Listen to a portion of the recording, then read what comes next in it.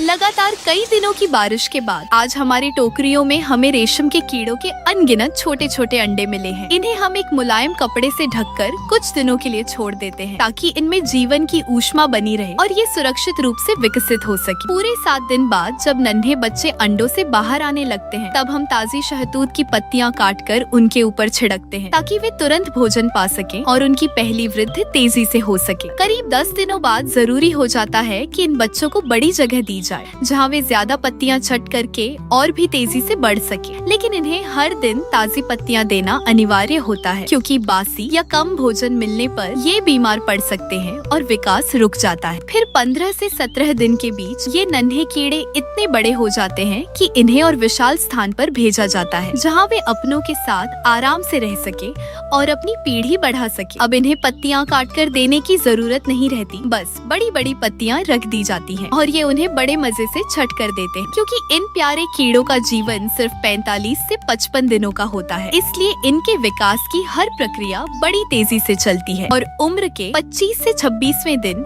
ये अपने सुंदर रेशमी घोंसले यानी कोकून बनाने लगते हैं। हम सूखे पुआलों से इनके नरम नरम बिस्तर तैयार कर देते हैं। इनकी लार ग्रंथियों से एक चिपचिपा द्रव निकलता है जो हवा लगते ही रेशम में बदल जाता है और ये लगातार सिर घुमाते हुए इस धागे को अपने चारों ओर लपेटते हैं और धीरे धीरे कोकून का निर्माण करते हैं। रेशम के कीड़े खुद को कोकून के अंदर बंद कर लेते हैं क्योंकि उन्हें अपनी सुरक्षा, परिवर्तन और अंततः तितली बनने के लिए पूर्ण अंधकार और शांति की आवश्यकता होती है। और फिर 30वें दिन वे इस कोकून से बाहर आते हैं, एक नई काया, एक नए रूप, प्यारी सी तितली या फितिंगा बनकर। कुछ ही दिनों में ये फिर प्रजनन करती है, अंडे देती है और खुली हवा में अपनी आधी उम्र जीने निकल पड़ती है। और देखिए, इतने दिनों की देखभाल के बाद आज हमारे पास ये चमकदार, हल्के, खोखले कोकून है जिनसे बेहद मुलायम, महीन और सुनहरे रेशमी धागे निकाले जाते हैं और इन्हीं धागों से तैयार होते हैं सुंदर सुंदर शिफॉन के वस्त्र जिन्हें पहनने से शरीर को हल्की ठंडक मिलती है। कपड़ा